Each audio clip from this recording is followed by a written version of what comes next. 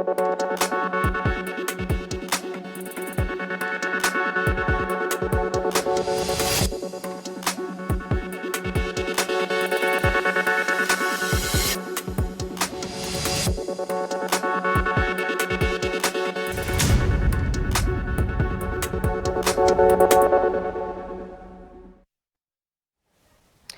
आप देख रहे हैं जन टीवी और मैं आपके साथ गौरवी। चले बुलेटिन की शुरुआत करने से पहले नजर डालेंगे हेडलाइंस की ओर।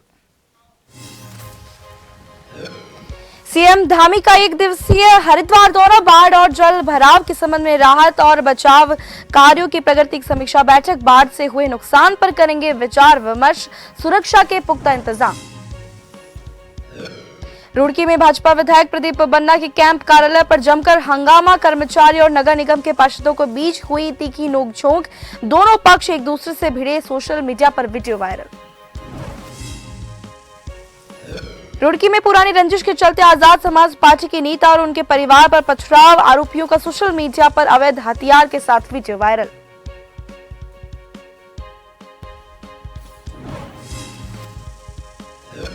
लोहाघाट में जल विभाग की लापरवाही, ग्रामीणों पर पड़ रही है भारी। सुई लिफ्ट योजना की पेयजल लाइन लीक होने से बर्बाद हो रहा है हजारों लीटर पानी, ग्रामीणों के सामने पेयजल का संकट। डोईवाला में इंटीग्रेटेड टाउन सिटी के मुद्दे को लेकर लोगों से भ्रम और भय का माहौल सता रहा, घर और जमीन जाने का डर। महापंचायत का सरकार से स्थिति साफ करने की मांग।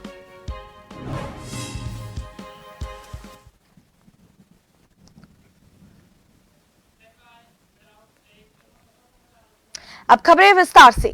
सीएम धामी का हरिद्वार एक दिवसीय दौरा, बता दें कि 10:55 पर करीब आ सकते हैं CM Dhami Haridwar. Bhalla inter college helipad पहुंचेंगे सीएम धामी। हेलीपैड पर मुख्यमंत्री पुष्कर सिंह धामी का होगा स्वागत। जिलाधिकारी और एसएसपी हरिद्वार के द्वारा सहित भाजपा के शीर्ष नेता भी रहेंगे मौजूद। करीब 11 बजे हरिद्वार स्थित राज्य अतिथि गृह डाम कोठी पहुंचेंगे मुख्यमंत्री धामी। 11:30 बजे सीएम धामी अधिकारियों के साथ करेंगे समीक्षा बैठक। बाढ़ और जल प्रभाव के संबंध में राहत और बचाव कार्यों की प्रगति की समीक्षा की बैठक में सीएम अधिकारियों और भाजपा नेताओं के साथ बाढ़ से हुए नुकसान पर करेंगे विचार विमर्श। सीएम धामी के हरिद्वार दौरे को लेकर किए गए हैं सुरक्षा के पुख्ता इंतजाम। बता दें, सुरक्षा व्यवस्थाओं को लेकर चप्पे चप्पे पर तैनात किए गए हैं पुलिस के जवान। चमोली हादसे में घायलों की स्थिति गंभीर।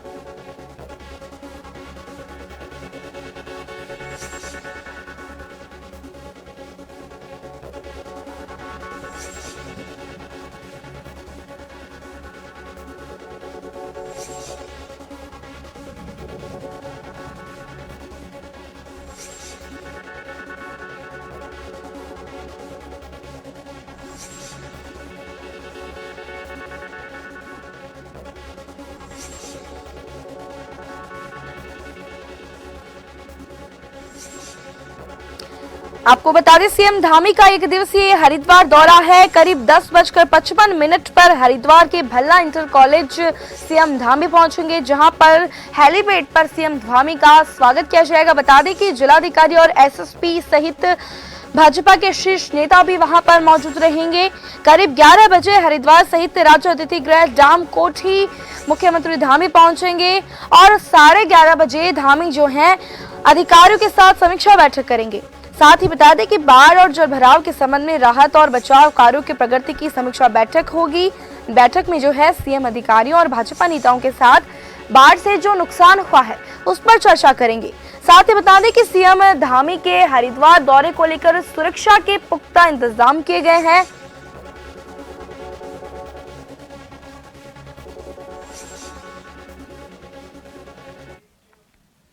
चमोली हादसे में घायल हुए 6 में से 2 लोगों की स्थिति गंभीर। घायलों का एम्स के ट्रोमा वार्ड में चल रहा है उपचार।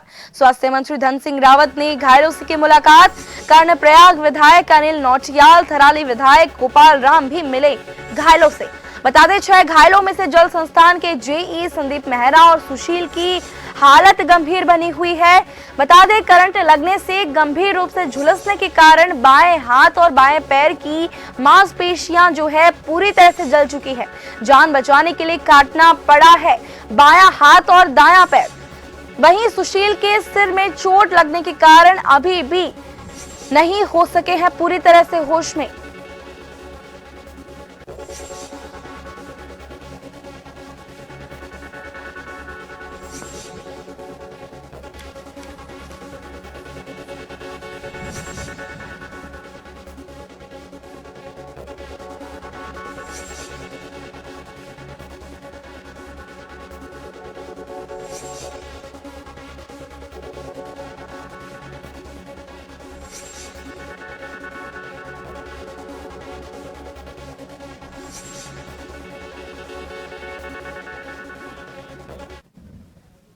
और इस खबर की ज्यादा जानकारी के लिए हमारे साथ हमारे संवाददाता हिमांशु बरमोला फोन लाइन पर जुड़ चुके हैं। हिमांशु, क्या बताएंगे, किसी का इस हादसे में बायां हाथ और दायां पैर भी काटना पड़ा है और किन किन घायलों की हालत जो है गंभीर बनी हुई है, क्या कुछ जानकारी आप हमें देना चाहेंगे?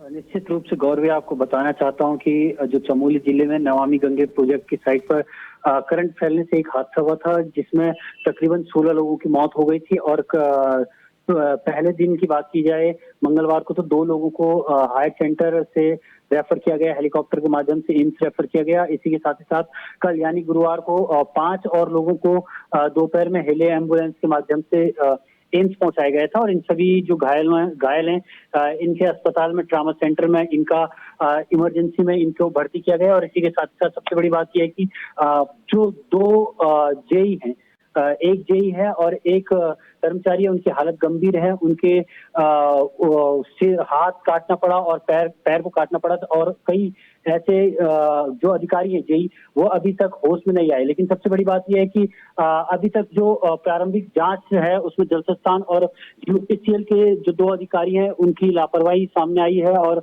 उत्तराखंड जलसंस्थान के जो मुख्य प्रबंधक हैं उन्होंने एसटीपी प्लांट का संचालन करने वाली कंपनी के कार्यों की जो निगरानी कर रहे थे उसके अपर सहायक अभियंता हरदेव लाल को निलंबित कर दिया। और साथ ही साथ उत्तराखंड पावर कॉर्पोरेशन लिमिटेड की बात की जाए तो उनके जो प्रबंधक है एमडी उन्होंने भी विद्युत वितरण जो खंड गोपेश्वर है बिजली विभाग उसके प्रभारी अवर अभियंता जो है कुंदन सिंह को भी तत्काल प्रभाव से निलंबित कर दिया, क्योंकि सीएम धामी ने स्पष्ट निर्देश दिए हैं कि किसी को भी बख्शा नहीं जाएगा। और जिस तरीके से लगातार पुष्कर सिंह धामी ने वहां पर रहकर खुद गए, घायलों का हालचाल जाना और घायलों का हालचाल जानते वक्त वो खुद भावुक हो गए थे। तो इस तरीके से देखा जाए कि इस पर सख्त से सख्त एक्शन सीएम धामी ने लिया और घोर लापरवाही ये किसकी है जांच का विषय है, क्योंकि सीएम धामी ने तुरंत ही जैसे ही ये घटना घटी तुरंत ही इसके मजिस्ट्रियल जांच के आदेश दे दिए थे। जी गौरवी। जी हिमांशु, तमाम जानकारी के लिए आपका बहुत बहुत धन्यवाद।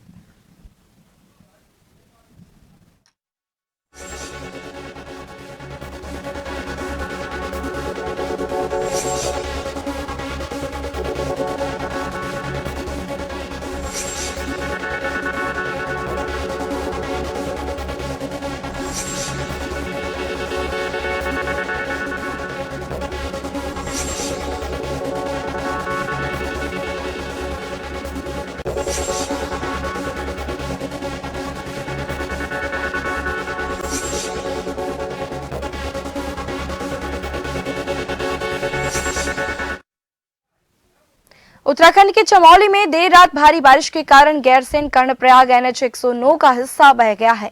गैरसैंण से कर्णप्रयाग और नैनीताल जाने वाले लोग सड़क के दोनों तरफ फंसे हुए हैं।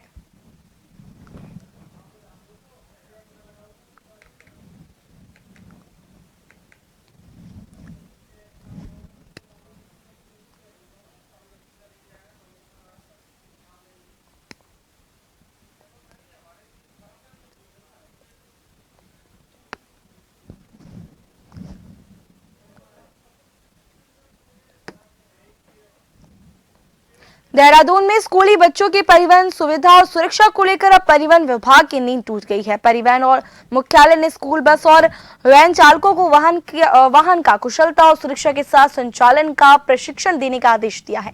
पहले चरण में देहरादून के स्कूल बस और वैन चालकों को प्रशिक्षण दिया जाएगा।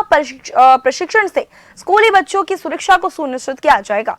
सहायक परिवहन आयुक्त सनत कुमार सिंह की ओर से आरटीओ शैलेश तिवारी को आदेश में बताया गया कि स्कूल के अवकाश के दिन ये प्रशिक्षण दिया जाएगा। ये प्रशिक्षण institute of driving and training research Jhajhra में दिया जाएगा। सहायक परिवहन आयुक्त ने 30-35 चालकों के समूह को बनाकर चरणबद्ध तरीके से प्रशिक्षण देने को कहा है।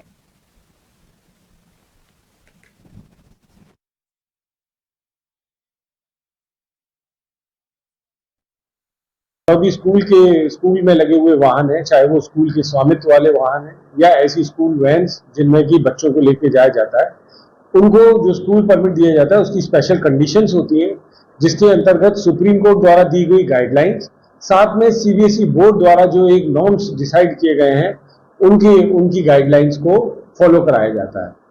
अक्सर ये देखा गया है कि जो ड्राइवर्स हैं जो इन स्कूल वैन और बसेस को चला रहे हैं उनको इनका पूर्णतः ज्ञान नहीं होता है।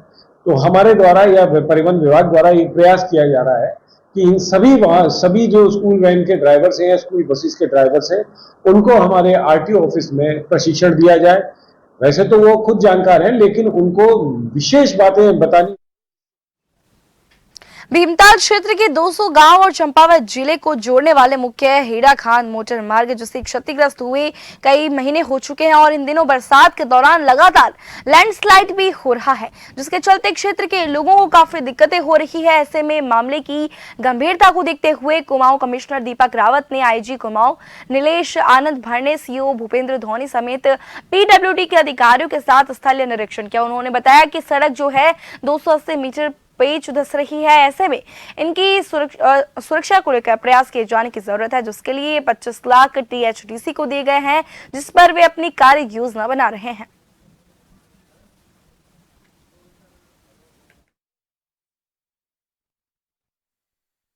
देखिए, बहुत ही इम्पोर्टेंट रास्ता है और केवल हेड़ा खान तक नहीं, इसके आगे उखलकांडा और बहुत से लोग इनफैक्ट इसको चंपावत जाने के लिए भी यूज करते हैं और ईटा साहब भी जाना है तो भी इसको यूज करते हैं। तो काफी इंपॉर्टेंट रोड है। इसमें अब इस स्लाइड को आए हुए काफी लंबा समय हो गया है और 280 मीटर के पैच में एक तरह से बैठ रही है जमीन।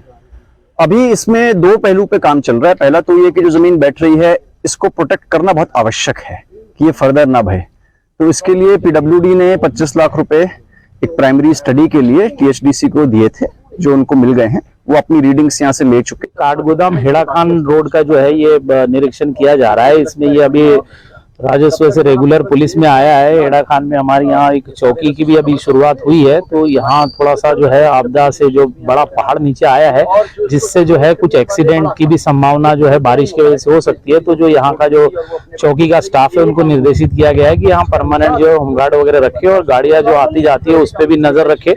और ये इस तरीके की ये बहुत बड़े लेवल का एक भूस्खलन है ये जो यहाँ देखा जा रहा है, इससे बड़ी आपदा न हो इसमें हम लोग अलर्ट है। रुड़की सिविल लाइन कोतवाली क्षेत्र में गंगा नहर किनारे स्थित भाजपा विधायक प्रदीप बन्ना के कैंप कार्यालय पर जमकर हंगामा देखने को मिला। इस हंगामे के चलते कार्यालय के कर्मचारी और नगर निगम के पार्षदों के बीच तीखी नोक-झोंक देखने को मिली है, जिसका वीडियो भी सोशल मीडिया पर वायरल हो रहा है, जिनमें दोनों पक्ष एक दूसरे से भिड़ते हुए नजर आ रहे हैं। बता दें कि साउथ सिविल लाइन के पार्षद सचिन चौधरी के द्वारा कानून को विजेंद्र कुमार के साथ मारपीट कर दी गई थी, जिसके बाद पुलिस ने आरोपी पार्षद पर मुकदमा 25,000 का इनाम रख दिया था। इसी के चलते बड़ी संख्या में पार्षद इकट्ठा हुए हैं और भाजपा विधायक प्रदीप बन्ना के कैंप कार्यालय पर पहुंचे, जहां पर जबरदस्त हंगामा देखने को मिला।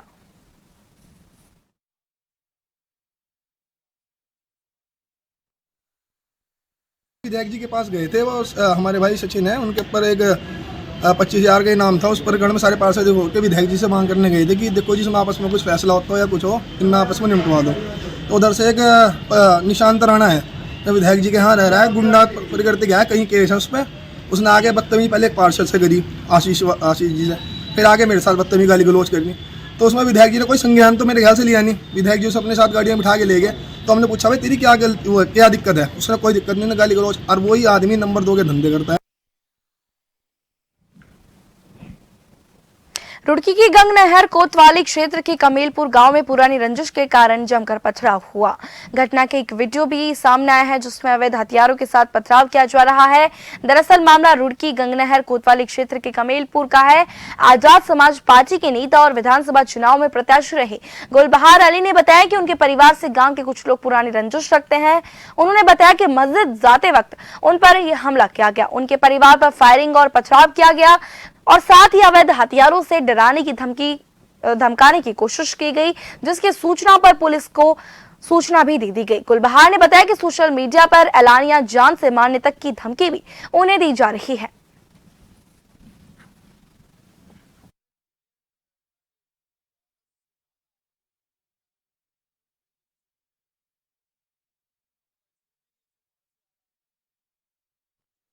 मेरे साथ जो घटनाएं पर घटना हो रही है वो अपनी आवाज़ उठाने के लिए, क्योंकि 2 महीने पहले भी हमारे मकान पर चढ़ाई की गई थी और उसमें भी पथराव भी किया गया था। ये उसमें जबकि उसमें वीडियो में वायरल भी हुआ था, प्रूफ भी है उसका। अब किसी वजह से पुलिस व्यस्त होने की वजह से, जैसे मान लिया पुलिस भाई उसमें ये कावड़ यात्रा शुरू हुई, उसमें व्यस्त हुई, मतलब वो दोषी लोग बाहर ही घूम रहे और उन्होंने फिर मैं हज पर 2 महीने बाद हज पर से आया था और मैं मस्जिद में नमाज़ पढ़ने के लिए जा रहा था, उन लोगों ने मुझ पर अचानक हमला किया। इस संबंध में विभिन्न सोशल मीडिया स्रोतों से और अन्य स्वतंत्र स्रोतों से भी, ग्रामीणों की ओर से भी अलग अलग तरह की जानकारियां सामने लाई जा रही हैं। इंस्पेक्टर गंगनहर को इस संबंध में पूरी घटना की विस्तृत जानकारी लेकर सभी संबंधित के विरुद्ध जिन लोगों ने भी पथराव किया है या फायरिंग की है उन्हें चिन्हित कर उनके विरुद्ध डोईवाला में बनने जा रही एरो सिटी और इंटीग्रेटेड टाउन सिटी लोगों के लिए दुविधापूर्ण विषय बना हुआ है। स्थिति ये है कि इससे प्रभावित होने वाला हर व्यक्ति डर के साए में जी रहा है कि कहीं उसका घर और जमीन टाउन सिटी की भेंट ना चढ़ जाए, जिसकी वजह से क्षेत्र में हर रोज इस मुद्दे को लेकर बैठकें और पंचायतें की जा रही है। एक बड़ी महापंचायत का आयोजन किसानों और क्षेत्रवासियों के द्वारा किया गया, जिसमें प्रभावित होने वाले लोगों की मांग है कि जिस प्रकार से अखबारों और सोशल मीडिया के माध्यम से उन्हें विस्थापन और भूमि अधिग्रहण की सूचना मिल रही है उसमें कितनी हकीकत है, सही है या फिर गलत, इसकी जानकारी सरकार के किसी जिम्मेदार व्यक्ति के द्वारा दी जाए जिससे कि क्षेत्र की बड़ी आबादी भ्रम से निकल सके। पंचायत में भाजपा और कांग्रेस के तमाम नेताओं के साथ कांग्रेस के वरिष्ठ नेता और पूर्व नेता प्रतिपक्ष हरक सिंह रावत, पूर्व कांग्रेस विधायक हीरा सिंह बिष्ट ने भी पंचायत में शिरकत की और केंद्र की प्रस्तावित योजना से लोगों को अवगत करवाने की मांग की गई।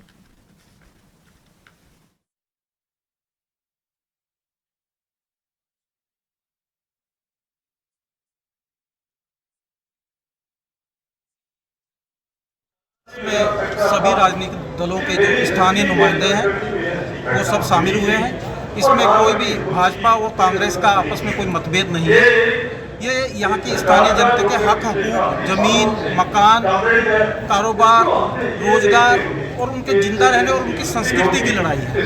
लोगों का आशंका है कि जिस तरह से अखबारों और तमाम समाचार पत्रों और सोशल मीडिया पे जो चर्चाएं चल रही है कि यहाँ पर भूमि का अधिग्रहण किया जाएगा, उसके संबंध में अभी तक इतना आंदोलन की शुरुआत होने के पश्चात भी सरकार की तरफ से कोई वक्तव्य नहीं आया है। नगर निगम की ओर से दून की सड़कों पर सफाई व्यवस्था दुरुस्त रखने के लिए पब्लिक प्राइवेट पार्टनरशिप यानी कि पीपीपी मोड पर कार्य करने की तैयारी है। इसके लिए टेंडर की प्रक्रिया शुरू कर दी गई है। मैकेनाइज्ड स्वीपिंग मशीन से सड़कों की सफाई के लिए कंपनियों के आवेदन मांगे गए हैं। देहरादून शहर के 100 वार्ड करीब 200 वर्ग किलोमीटर के बड़े क्षेत्र में फैले हैं, जिसकी सड़कों की सफाई का जिम्मा जो है नगर निगम का है, लेकिन इस काम में निगम पूरी तरह से विफल नजर आ रहा है। अब नगर निगम ने मैकेनाइज्ड स्वीपिंग मशीन से मुख्य मार्गों की सफाई कराने का फैसला लिया है। इस कार्य के लिए राष्ट्रीय स्वच्छ वायु कार्यक्रम के तहत एक बजट की व्यवस्था भी की गई है। मुख्य मार्गों की सफाई के बाद निगम अन्य मार्गों पर सफाई दुरुस्त करने के लिए मशीन का इस्तेमाल करेगा।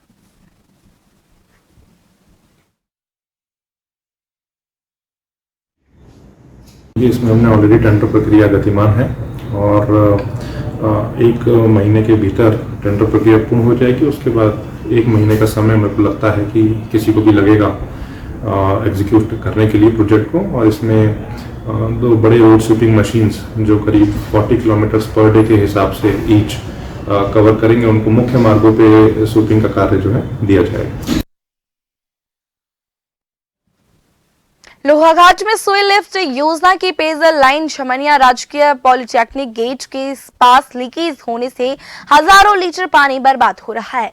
5 गांव सुई में पेयजल संकट गहराने से ग्रामीणों को परेशानियों का सामना करना पड़ रहा है। जल संस्थान की लापरवाही से रोजाना हजारों शहर जो हैं वहां पर हजारों लीटर पानी बर्बाद हो रहा है। ग्राम सभा सुई, पऊ, छमनिया, कालाकोट, चमनपुर, सातखाल, चनकांडे आदि गांवों के ग्रामीण जो है पीने के पानी को तरस रहे हैं। दूसरी ओर लाइन फटने से हजारों लीटर पानी जो है बर्बाद हो रहा है। ग्रामीणों ने जल संस्थान विभाग से शीघ्र ही समस्या का समाधान करने की मांग की। ऐसा न होने पर आंदोलन की चेतावनी दी है, जबकि जल संस्थान लीकेज के ठीक होने का दावा कर रहा है।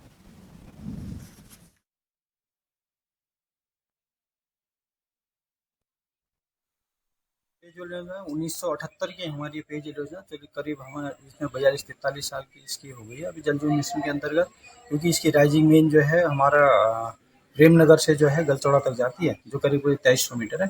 तो इसमें अभी हम जो है नई, क्योंकि ये 40 साल पुरानी हो गई, तो जिससे लाइन की एज होने से तो हम कहीं पर रिपेयर करें तो वीकर सेक्शन पर फिर लाइन जो है डैमेज हो रही है, तो उसमें हमने पूरी लाइन को रिप्लेस करने का प्रावधान किया। उसमें भी काम भी चल रहा है, तो मोस्ट प्रॉब्ली 3-1 हफ्ते में हमारा कार्य पूर्ण हो जाएगा, तो उसके बाद ये समस्या भी ऑटोमेटिकली। विगत कुछ दिनों से पऊ ग्राम पंचायत में पानी की बहुत ही दिक्कत हो रही है, और जिसका नतीजा यह है कि यहाँ पर देखिए आप पूरी पाइपलाइन लीकेज हो रखी है, जिस कारण ये पानी हमारे पऊ ग्राम पंचायत नहीं पहुँच पा रहा है। मेरा जल संस्थान के सभी कर्मचारियों से निवेदन रहेगा कि कृपया इस पाइपलाइन को की सुधार करके जल्द से जल्द। और इसी के साथ इस बुलेटिन में फिलहाल इतना ही। बने रहे जन टीवी के साथ। नमस्कार।